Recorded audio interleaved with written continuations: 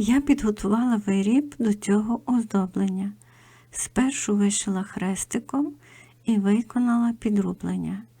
Це лицьова сторона мого виробу. Залишаю від вишивки потрібну відстань і ось так петелькою закріплюю робочу нитку. Зауважу, що ця відстань може бути довільною, тож ви можете зробити так само або по-іншому в залежності від підігнутого краю виробу. Ось дивіться, виконую вузлик. Виконую ще один вузлик. Відраховую 2 нитки тканини, виконую вузлик. Прямую вверх. Виконую вузлик.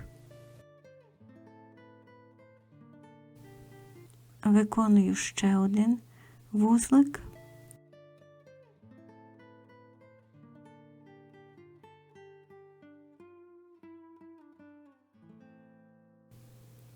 Тепер дивіться, виконую вузлик і повертаюсь вниз. Бачите?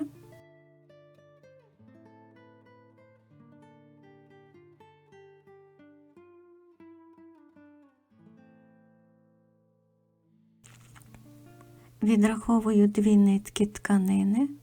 Ось, бачите? Виконую вузлик, прямую вверх.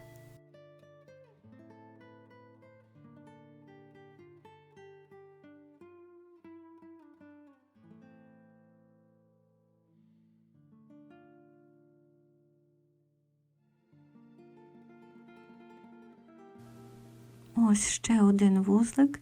Це бокова сторона мого трикутника, бачите? Тепер виконую вузлик, прямую вниз.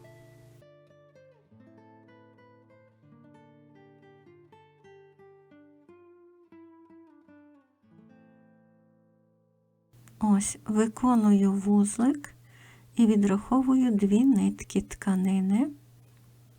Виконую вузлик. Бачите? Мій трикутник готовий. Ось бачите?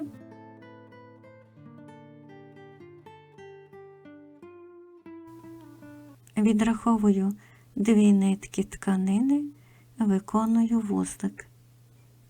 Переходжу до виконання наступного трикутника.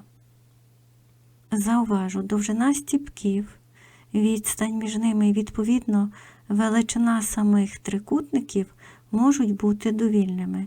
Для мого виробу я виконала саме такі зубчики і підібрала нитки в тон тканини. Як вишити хрестиком та обробити виріб подвійним підгином, якщо є така необхідність, можете заглянути в опис до цього відеоролика. Я залишила посилання на схожі роботи. Можете напряму переходити, це теж моє виконання. Рада вас бачити на моєму каналі про рукоділля. Тут я ділюся своїм досвідом, показуючи виконання власних робіт.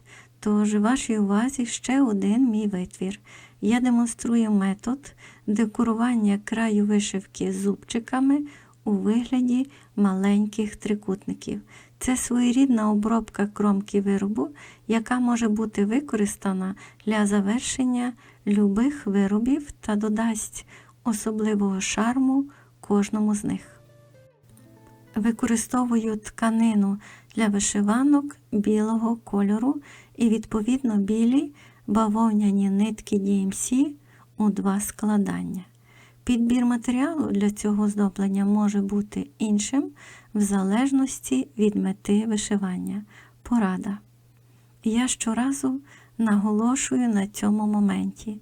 Добре було б спершу спробувати це виконання на маленькому клаптику тканини, на якому є намір вишивати, щоб побачити, яким буде кінцевий результат. Пам'ятайте про це. Уважно спостерігайте та відтворюйте всі мої кроки. При потребі можете їх переглянути Вони дуже чітко видно на відео, і ви можете легко їх виконати. По завершенні робочу нитку закріплюю у звичайний спосіб.